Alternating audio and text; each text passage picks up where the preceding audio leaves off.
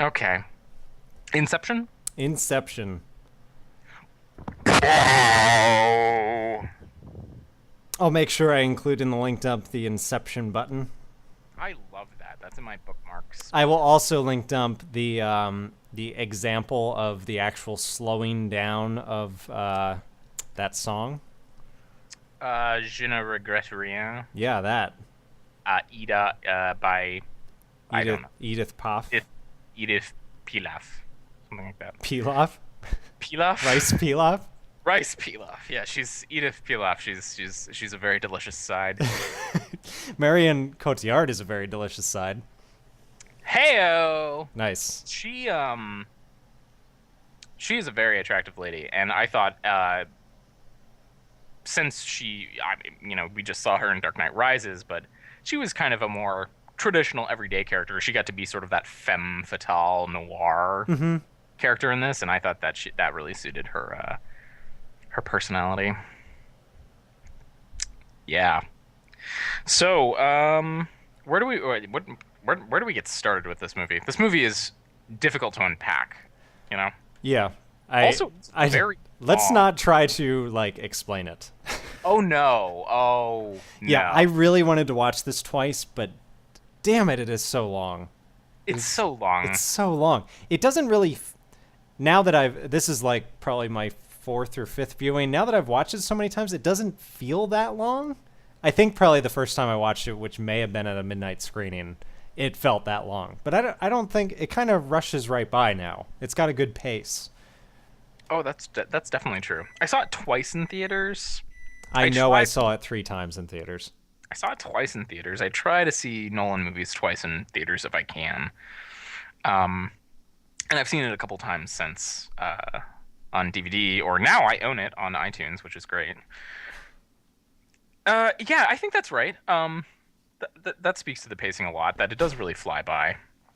And I think that if you were pressed to give a plot summary without getting into the details, because God help you, you could probably say, yeah, it starts they're in a dream with this dude, and then they come out, and it's he wants to hire them even though they were trying to steal from him, and they're gonna go into this other guy's mind and try and get him to break up his father's empire, and it's they go 3 dreams down, and you kind of see that stuff, and then the main character kind of resolves some feelings with his wife, and then they all come out at the end. There we go. I think you did it. Right, that's the whole movie. I mean, yeah, I think it's a very nice marriage between science fiction or fantasy, depending on how you want to define what's going on, and a very typical heist movie. As we were watching it, I was pointing out to Alicia, I was trying to get all of the archetypes, Thomas Hardy is the brawn of the group. He's the one who's always snarky, and he's got one-liners, and he's also the real muscle. And then the Ellen Page character is the rookie. She's the one who's learning the ropes of this crazy heist scene. And then you have Joseph Gordon-Levitt, who's the consummate professional. He's always right there, ready to do the job. Well, let me throw this out there. So Nolan originally conceived of this as a horror movie. Really? Yes. I'm glad it didn't go that way. Well, I think you see some of that lingering, especially with the Maul character. There are a lot of jumpy bits. Yeah, there are bits that even watching it now, and I know that they're coming, and I know what's going to happen, I still get oh God. Oh, God. Get when, a shiver down your spine. Maul looking up at them when they're going up the elevator in Cobb's mind, and that look in her face of it's that's horror movie right there. That stuff is scary. Yeah. Maul is scary. Generally, I think. Yeah. Her character is very scary. I mean, looking at what she actually is, just like a figment of his imagination, it makes sense that she's just horrifying, because she's all of the worst things that he could think about her. Yeah, let's talk about that. So I watched this earlier in the week. When did you watch? I watched it, I think, Tuesday night. I think I'm blanking now. A couple days ago. I either watched it right after we recorded last week on Sunday, or I watched it Monday night. I can't remember. And then today, I put it on, like so I'm at my desk, and I put it on in a second window, and I had it on. And then as we were getting closer to, when we were going to start recording, I flipped it to the end so I could like get the parts that I wanted to see at the end. Um, and a lot of that is Cobb talking about Maul. Mm-hmm. And when he starts coming to terms with the fact that he can't like hold on to her anymore, uh, he says like, that she's just a shadow, and that he can't possibly imagine all of her complexity and all of her perfection and all of her imperfection. Right. So I mean, the stuff that's in her, like he's pouring a lot of his guilt into, like she's a projection of his subconscious. So he's pouring a lot of his guilt over her suicide into her. Right. So and I think that she stands in such stark contrast to what there's a really critical line that Arthur has. Ariadne says, "What was she like? What was Maul like?" And Arthur says she was lovely. Right. And up to that point, the only things that you've seen as a viewer are very scary things. And actually, until that scene between Arthur and Ariadne, you don't even know that she's dead for sure. That's exactly right. But all she does, like she lets Saito know that they're in his mind, and she tortures Arthur. She stabs Ariadne right in the stomach. She taunts her when Ariadne is in Cobb's mind, like, you don't know what it's like. Have you ever been a lover? You've never been half of a whole. And it's just like, hey, we got to get you doing a French accent every week. Yeah, exactly. I took French. That's not lovely, and I think a lot of that it's Cobb. It's Cobb like pouring all of his guilt and his resentment and his self-loathing, and like he's sabotaging himself. Like Maul is him sabotaging himself in Saito's mind and all these other people's minds, and a lot of this movie is him having to come to terms with that and getting past that, because he got taught by Michael Caine. Also, I love that Michael Caine is the dad, right? Anyone could have played that character. He's in the movie like for a minute. Right. He's barely in it, and Chris Nolan is like, hey, who do I know who's a wise old man type? Exactly. I mean, I don't. Michael Caine might not have even gotten paid for this. He might have just showed up. He was just on the set. He was just nearby. Hey, Mike, can you like read some lines? Size of a tangerine. I can't hear you say that and not laugh with my stupid like laugh. People make fun of me for my laugh, by the way, because sometimes I do that and it sounds like a high-pitched squeal. Oh, you've totally taken me off the rails. Good, I derailed it. Thanks. So, yeah, that's one really interesting aspect of the movie. What else should we talk about? Well, this we were talking earlier about the fact that not only is this like one of our favorite movies, but it made so much money. It was incredibly critically lauded. It won, here's the list. It won Best Visual Effects, rightfully so. Best Sound Editing, Best Sound Mixing, Best Cinematography. Very nice, Wally Feister. He's like my favorite DP.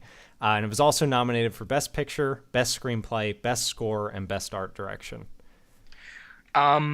So Wally Pfister, he got nominations for, oh boy, do I have this open? Batman Begins, The Prestige, The Dark Knight, and then finally he won one for Inception. Yep. He's been knocking it out of the park over the past like 6 years. I think he'll get a nomination for Dark Knight Rises. I would be surprised if he didn't. I would be shocked if he didn't, yeah. He just really knows how to shoot a movie, and I think Inception really, like, for obvious reasons, really tried him to do an incredible, unique job. Yeah, well, I mean, Nolan had been working on this script for like 8, 10 years or something, Yeah, and his first treatment was in 2001. and he knew he wanted it to be in the mind, and I perused the Wikipedia on this. This is where all this is coming from, so hopefully this isn't people just like trolling Wikipedia. But one thing that he sort of early on realized was that this would have to be a really big budget movie with lots of lush, big visuals and look really amazing, because if you're dealing with the mind has sort of an infinite capacity to, amaze you and create things. So if it's just sort of like, You can't shoot this on a studio lot. no, it has to look amazing. Everything about it has to look amazing. And I mean, that's one of the reasons why he wanted to do some big budget movies before he did Inception, like Batman, just so he knew that he could like manage something that big. Yeah, he needed the scale, and he also probably needed like the street cred in order to get the studios to be like, okay, fine, we'll give you however many $1 million. Talk about, this is sort of, our prestige conversation bleeding over, but talk about one man kind of bending the world to his will. Like, he wanted to do this a decade ago, and he's like, I will make these movies, and then I will do big budget movies, and I will impress people, and I will get the actors that I want, and like, I will make this happen. That's pretty incredible. Yeah, this movie actually introduced me to Tom Hardy for sure. Oh, me too. Me too. And I think it probably was this the first real movie that Joseph Gordon-Levitt appeared as like a really big budget name. Like big budget. Probably. I've been following him for a while. I always recommend to anyone who likes Joseph Gordon-Levitt another film noir movie. Brick. Brick. Yeah. Brick. I love that movie. That was the first movie that I saw him in where he was a serious character. Yeah. That I need to rewatch that movie because I have very good feelings about it, but I've only seen it one time. I need to rewatch it. It's on streaming. We like The Lookout too. It's on streaming. Alicia's contributing. We also like The Lookout. Did you see that? Is that the one where he's the janitor? Yeah. That's excellent. That is also an excellent movie. It's excellent. I was going to mention something else. Oh, he's also a Nolan connection by proxy. 10 Things I Hate About You. How is Heath Ledger. Oh, right. Maybe he was recommended. Maybe. Anyway, and that's a great movie too. Is it? Yes, it is, Sean. We're not having this conversation on the podcast. It's fine. I've seen it one time. I have no complaints. Okay. There's a song and dance number. That's all. There's a lot going on in that movie. It's Shakespeare, so I can't knock it. Thank you. Yeah, I was. We were talking about the how much money Inception made before we started recording, and I was just I love that this movie was so successful. It's sort of like the opposite of the Seth MacFarlane thing, right? I'm like, I really wish Seth MacFarlane wasn't being so successful because I'm kind of like iffy on whether I like what he's doing. Mm-hmm. I love that Christopher Nolan is being so successful because it's just reinforcing good habits, as far as reinforcing the things that I like, or Joss Whedon for that matter. These guys are making movies that I really like that I think are a lot better than a lot of the crap like the Joel Schumacher and whatever the who does the Pirates movies. Is that Joel Schumacher too? I think it actually might be. Yeah, it's just crap. I was watching Pirates of the Caribbean last night. I got home. Well, I wasn't watching it, but I got home and my roommate was watching it. The first one, and I'm like, oh, I really like that movie. And then the first one's like good. Right, and then it's like, and then they made all those other movies, and they were all really bad and stupid and blah. And it's just like, I feel like in the 2000s there were so many summer movies that came out that I'm just like, this sucks. And the 90s too. This sucks. This is just like a big budget movie. They're gonna release it, everyone's gonna watch it, and they'll be like, yeah, it was fine or whatever, and no one will demand quality. But when you give it to them, they'll love it, right? No one's going to ask for that. No one's asking for Joss Whedon to be running the Avengers, for Christopher Nolan to take over Batman. I'm sure Batman and Robin did very well in the box office too, even though it was just like a stinker. Yeah, it probably like that's one of those movies that foreign rights sell for a huge amount of money because like foreign audiences, when it's translated from English, they don't they're not looking for like a really well produced movie. They're like, oh, American superheroes, great. Exactly, and it's just like people with their money won't ask for this level of quality. But when you give it to them, I really do believe that people can recognize it and they'll appreciate it. And that's why I love that this movie has made $825 million or however much it's made. Yeah, even with all the Harry Potters and Twilights and whatever, this still stands as the all-time worldwide number 31 top grossing film. Isn't that excellent? Yeah. Yeah. I like that. I do too. Especially for an original IP, not related to any. It's not a franchise, and I doubt there will ever be a sequel, or if there is, I have no idea what it would be. Boy, isn't that a good point? And this is not. It's not based on a short story or anything. No. That's a great point. I think we mentioned this at the end of the Prestige podcast that we were both eagerly awaiting this movie for years, and all anyone knew about it was that it's a crime thriller based in the mind or whatever. And I remember seeing that teaser trailer, and the thing that kept haunting me that I didn't even know what it meant was the floating people in the hotel room. Yeah. There was there's the shot as Arthur opens the door, they like pan around the room of everyone floating. And they showed that in the trailer, and I was just like, I have no idea what that is, but it looks amazing. It is amazing. It is amazing. I was telling Shawn about this, that I get caught up in a lot of the technical stuff in the movie, not the film technical stuff, but like the intricacies of how the dreams are related. Mm-hmm. And I love how the physics of the various dreams interact with one another. Like the van falls off the bridge, and so everything's in free fall. Yeah, but since everything is much slowed down in the hotel level, it's just it's zero gravity. Yeah. Ah, so cool. That fight scene in the hallway is amazing. Yeah, for anyone who's listening who doesn't realize how they shot that fight sequence, it is exactly as it appears. There's no CGI there. They just had a big rotating room, and they worked out a fight that took place in 3 dimensions, and then they did a little bit of tweaking with editing, like how fast things went. But other than that, it is exactly as it appears. They practiced it for months. I know that Joseph Gordon-Levitt said that it was physically very exhausting to practice it over and over and over again and to execute it, because you have to hit those marks exactly correctly, and then you also have to act, or gravity won't work in your favor. Right, and you'll screw it up. I'm thinking of like all of those, like from the Phantom Menace, like, oh, we practiced these lightsaber things, like, for a long time, making sure that we hit here, here. This is like, okay, we'll take that, and now the room is spinning around.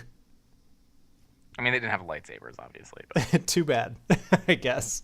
Thank God they didn't. Yeah, I mean that. Well, and we can talk a little bit. Focusing on that, this movie only had 500 visual effects, which is nothing compared to like a major blockbuster release. Yeah, on Wikipedia it says that most big summer blockbuster movies have between 1,600 and 2,100. Most of the effects are practical effects. And the thing, so the Paris, so when Ariadne's dream is falling apart in Paris and the street vendor things are exploding. Yeah. It looks, you think in your mind, in your head, you're like, well, that must be CGI. But it's not.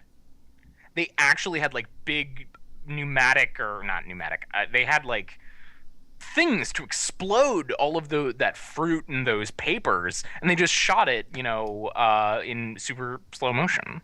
Because Wally Pfister's a genius. Genius. He will figure out the way to, like, when they do the steps, the Penrose stairs. Yeah. It's like from above they show you that it looks like a real optical illusion, and then he moves the camera and you're like, oh, they really did build those. Yep. And then, of course, because this movie is brilliant, when they do that pan down, you've got that nice Hans Zimmer, and you're like, oh, and the velocity of the camera moving, the look, like you're following the character's eyes, looking at them, looking down, and then the music, that sound, all of it contributes to you feeling like the strangeness of it, Yeah. the otherworldliness of it. It's just excellent. The one of the best scenes, one of the best just things I like to look at is when Cobb gets his kick in Saito's dream, and he's going into the water, and they're in that Japanese castle, and the water is just exploding through those windows, coming closer and closer and closer to him. That's just like that sticks with you, you know? Yeah, I really like the way that opening sequence, he does something kind of like he did with Batman Begins. Like, he gives you an opening sequence that introduces you to a whole bunch of concepts without making it seem like exposition. Yep. So that later, when you get to the real heist, you don't have to, like, review all of that stuff because you've already learned kind of how it works. And then the other thing is you don't realize that you've actually seen practically the end of the story. Yes. The movie begins with something that is, like, relatively 100 years later. Like, how long are Saito and him down there? Well, so that's one of those technical things about it. That I'm not entirely sure. Saito's been down there for a very long time. Yeah. Like, Saito looks like he's aged like 60 or 70 He looks like he years. shouldn't be alive. Right. He's very old. One of the questions that I have is, did Cobb somehow get back up to one of the top level dreams and die, like in the van, and then go back to limbo? Because he was already there. Anyway, I don't know. But yeah, Saito's been there a very long time. He's an old man filled with regret, waiting to die alone. Thank you, script. And we get introduced to that, and we also get like at yeah, you're totally right. The first like 10 minutes of the movie, 15 minutes of the movie, we get introduced to the idea of they're in like the totem, right? Right. We're not told exactly what it is. Arthur explains it later, but Cobb has a totem. We're introduced to the idea of dreams within dreams, kicks. We get dying in the dreams. safe thing. You put a safe in a dream, and the dreamer will fill the safe with their secrets. Yeah, exactly. Like whatever the world above you impacts the world that you're in. They were in a dream, but there was like a riot happening in the dream above them, so it was sort of like rocking the castle world. Right. Right. And also, so every time I watch this, I catch something that I didn't catch before. And I just wanted to relate the one thing that I caught this time that I hadn't caught before. When they fail and they're back on the train in Japan, Yeah. the kid asks, like, how did it go? And they're like, not well. Not good. Not good. They're like, all right, Cobalt Industries is going to be after us. It's every man for himself. And then Cobb says, I'm going to get off at Kyoto. And then Arthur, this happens quick and it's almost a throwaway, and I didn't catch it until this time. Arthur says, well, they're not going to search every cabin, Cobb. And he's like, I don't like trains. Oh, I didn't notice that either. Mm-hmm. And we know why he doesn't like trains. Yeah. And then trains continue to play a role in the movie. So I was like, man, they spent a lot of time on this script. Yeah, he polished it really well. And this is one of the scripts that he wrote without his brother, which I think is interesting because his brother seems to have a very strong influence on his writing. I did not know that, Jonathan. He's not listed as a story or script or producer or anything. All right. This is all Chris Nolan's baby. Well, he did very well. I thought this was cool. I was reading in one of the latest issues of EW, they did a feature on Bond because his 50th year anniversary is coming up. and Skyfall and all that.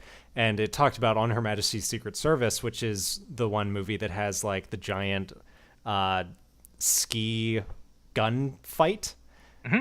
That is Chris Nolan's favorite James Bond movie. And by the way, Chris Nolan has said that he wouldn't mind directing a Bond movie. Hello, Broccolis, are you paying attention? And he said that because it's his favorite movie, he decided to put that dream sequence in a Winter Wonderland.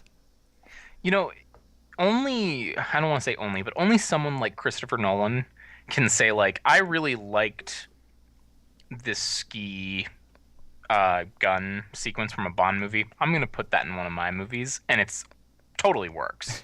I think maybe Tarantino could pull it off.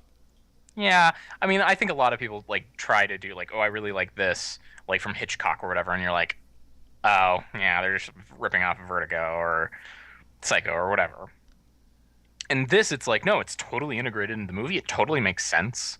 I mean, in the way that, I mean... You wouldn't have to know that. There's no reason you'd even have to realize that. I didn't until you said it. I was like, oh, yeah.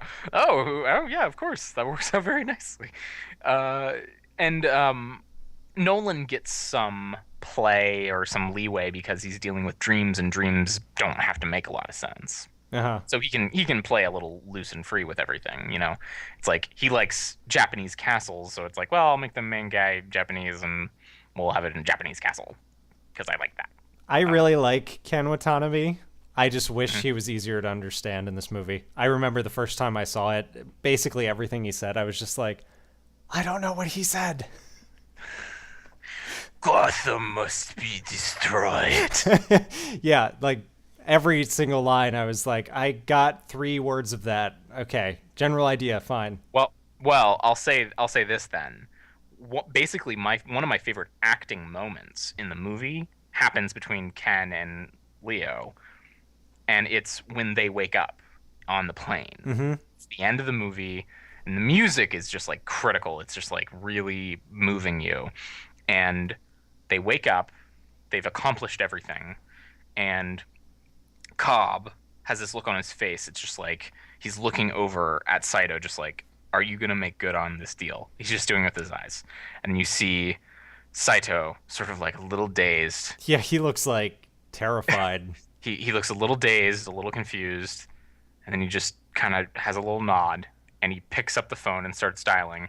And then they go back to Cobb, and the look on his face is like, you have to, after, like, right now or after this podcast, you should, like, if you have this, like, put it on and zoom to that. Just look at Leonardo DiCaprio, look at Cobb when he knows that Saito is gonna help him get back into America.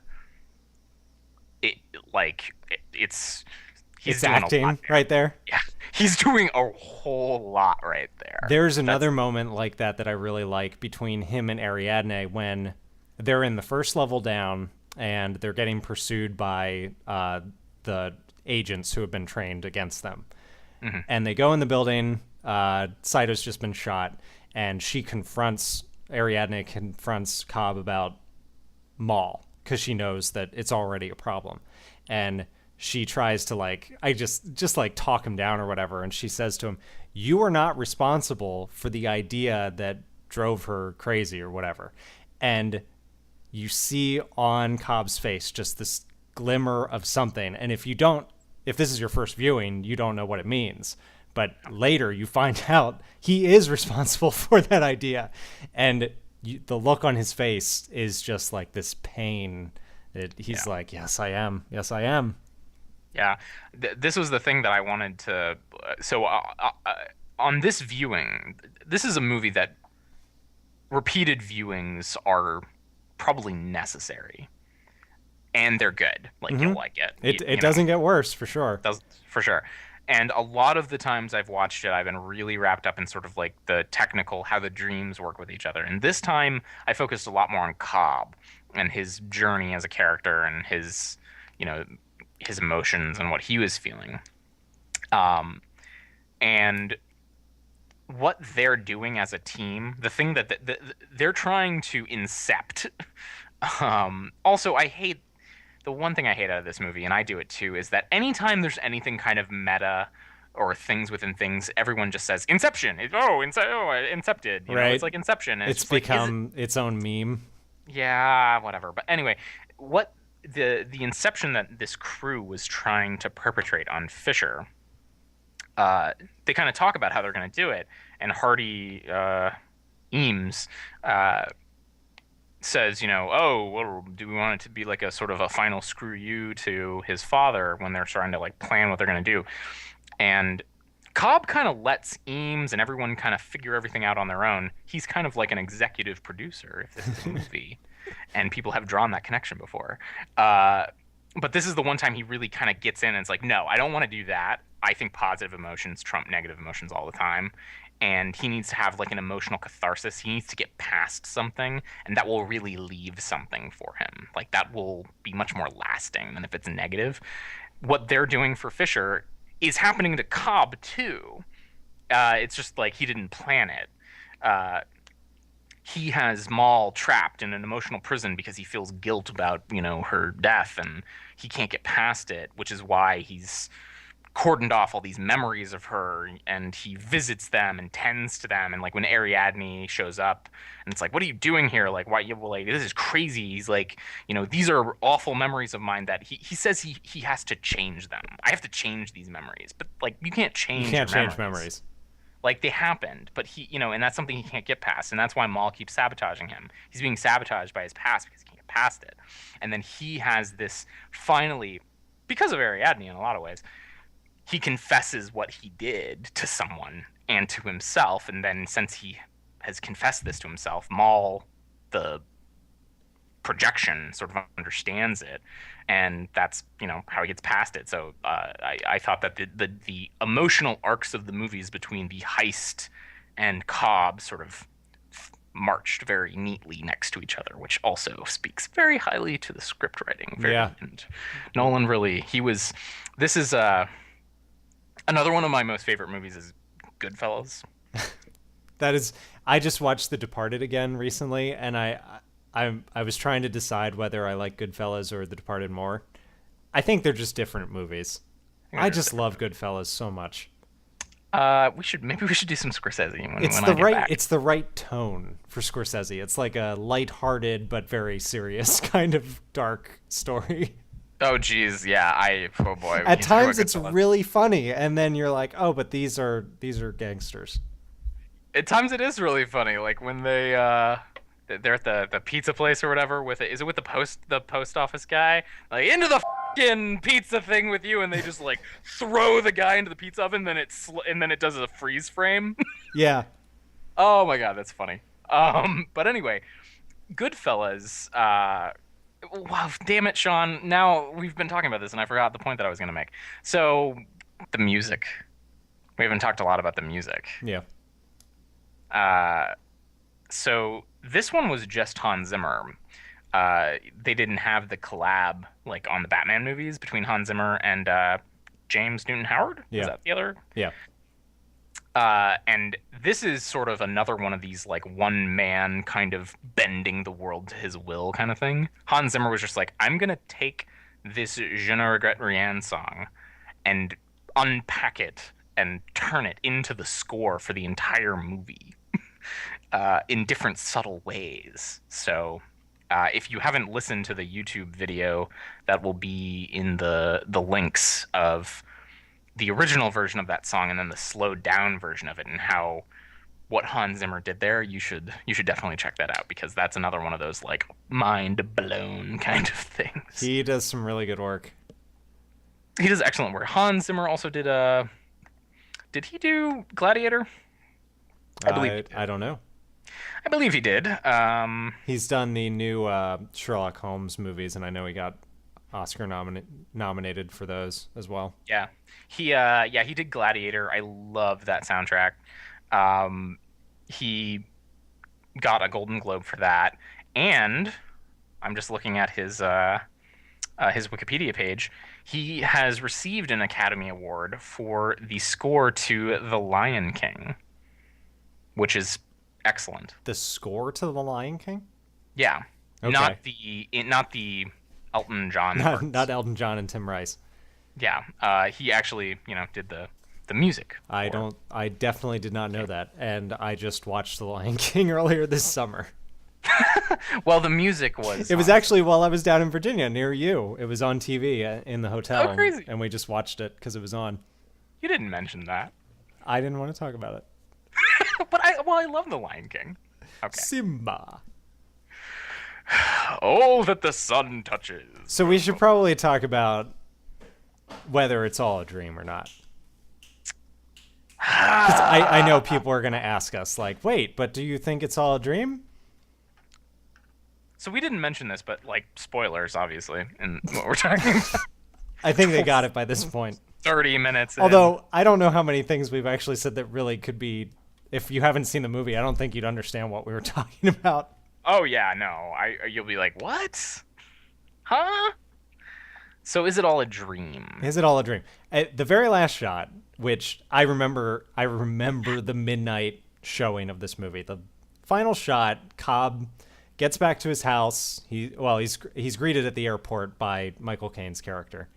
And he goes back to his house, the house that we've seen in his memories, and his little kids are out on the lawn exactly the same way that we've seen them in the memories. And they find Michael Caine's character calls them. They turn. We finally get to see their faces. And he walks out to them after spinning his top on the table. And the camera pans from the four people down to the table, and the top spins and spins and spins. It wobbles a little bit, and then it cuts to black. And that is the end of the movie. And I remember at my midnight screening, there was like a huge amount of people that went, oh, and like a couple like guys in the back were like, and I was just like, huh, that's interesting. Well, do you have an opinion? My only opinion is really informed by what Chris Nolan said about the ending. I don't really care one way or another if it's a dream or not. Like I guess I want to believe that it's not. But what Chris Nolan said was anyone who has kids will understand that it is not a dream. Like the point is he went to be with his kids. He's not even looking at the top. Right. So I've got the Wikipedia page open here. Nolan said the most important emotional thing about the top spinning at the end is that Cobb is not looking at it. He doesn't care.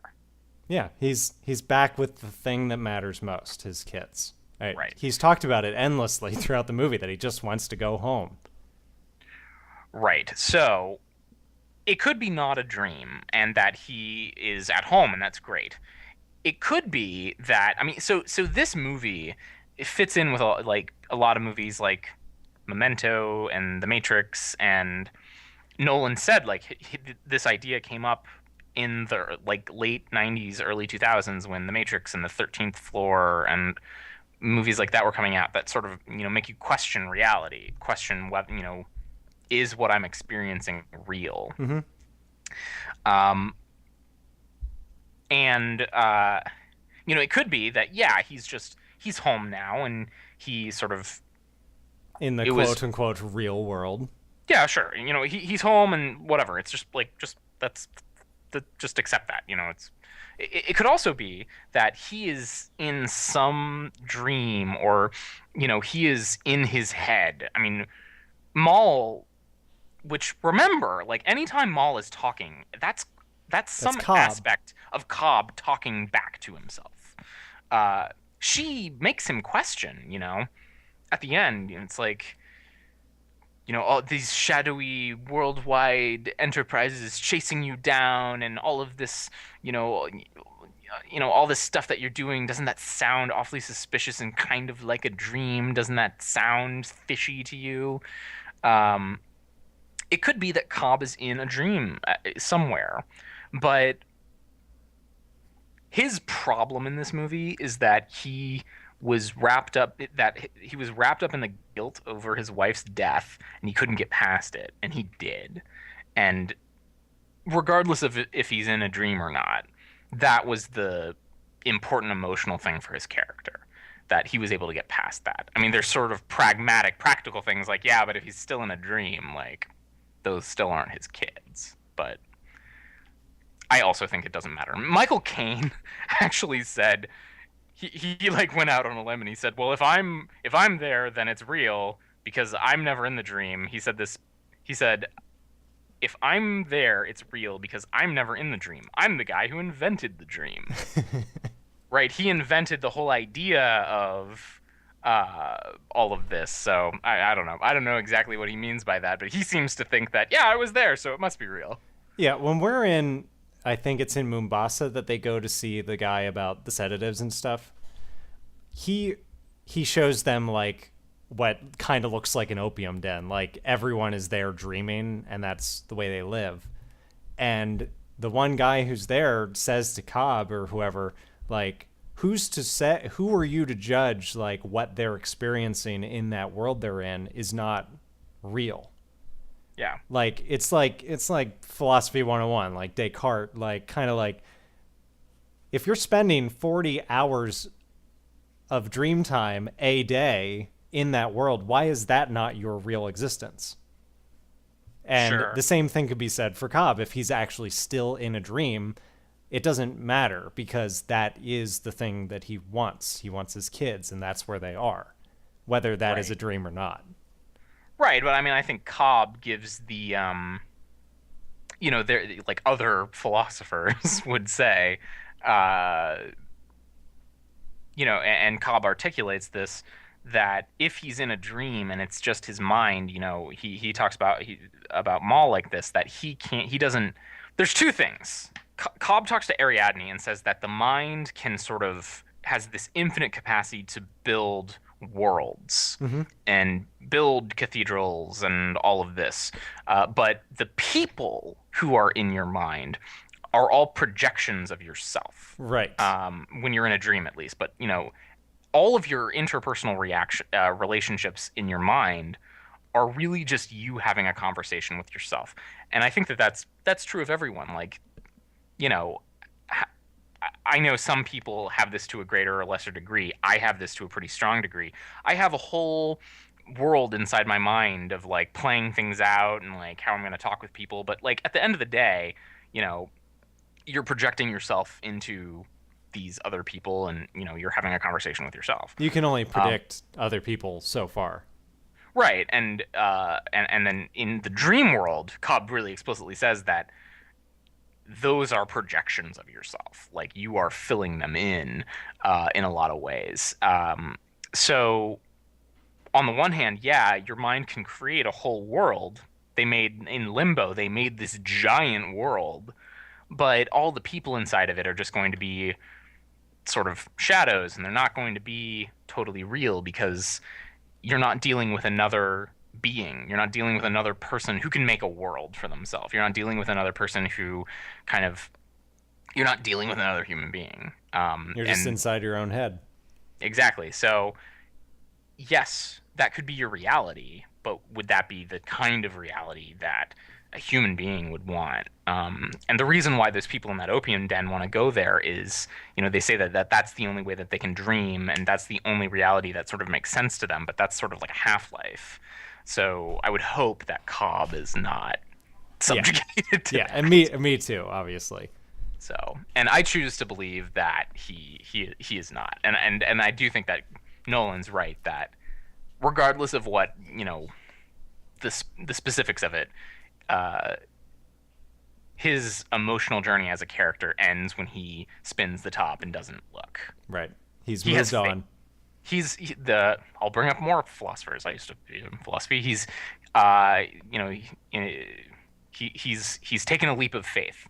I can't not believe that Nolan was not thinking about. There were a lot of knots there. He was thinking about Kierkegaard when he was talking about that, and the night of infinite sorrow and all the blah blah blah, all this stuff that you can look up on Wikipedia. But Kierkegaard talks about having to take a leap of faith and just sort of knowing that you're going to do something that you don't know the outcome to. That's the whole story of the train too. Like, like to believe in God for Kierkegaard is to know rationally that God is not real, and to experience anxiety over your knowing that, and in the face of that, throw yourself into belief.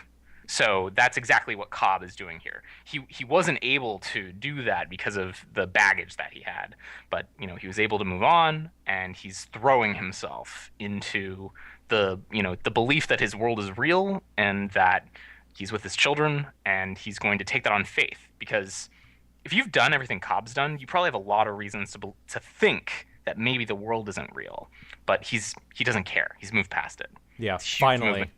Finally, after 2 hours and however long. we talk about more movies where I can apply my philosophy degree. Okay, we'll have to remember that after the hiatus. Yeah. Well, anyway, my final thing that I wanted to say was I was debating with myself whether I think this or The Prestige is my favorite Nolan movie. Do you have any question about that at all? There's no question for me. This one is. I'm still debating. I have such a grand appreciation for good sci-fi that doesn't look like sci-fi that I gotta. It's always Inception. The thing that The Prestige has for me is that I like the two characters and how they evolve and change. Yeah, and that movie you get like a duality of personalities. This is a single-minded kind of thing. Yeah, most of the other characters besides Cobb are kind of like you said, they're archetype. They're noir right archetypes. They don't really change. They don't really have any kind of. For good reason, because it's already complicated enough. True that. I think today, sort of like what's his name? I can't think of his Freddie and Alfred. Today Inception is my favorite movie, but maybe tomorrow, The Prestige. Maybe you'll love The Prestige. Maybe tomorrow I'll love The Prestige. I'm not implying that I have an identical twin. Well, sounds like we're wrapping up. Can I just say that unbeknownst to us, although we probably would have done it somewhat like this, anyway, we started out this journey, this epic Christopher Nolan journey, which we are closing, with a noir heist film, and we ended with a noir heist film. I swear we tried that. We knew we were going to do that. It was all intentional.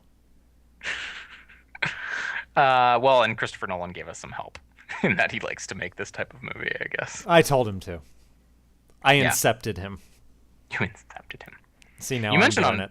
Yeah. You mentioned on Five Things that this is sort of an accomplishment to get through all of Nolan's movies, and I didn't even think about it until you said it in that, and I was like, oh yeah. We watched every Chris Nolan movie. We have watched everything that this man has made, and in a very interesting order. And I think that I have a greater appreciation for Nolan's films just from watching these over the past 2 months. I don't think anyone knows what he's working on next, but I am very excited for whatever it might be. Same. All right, give me a level. This is my level. That was really all I needed.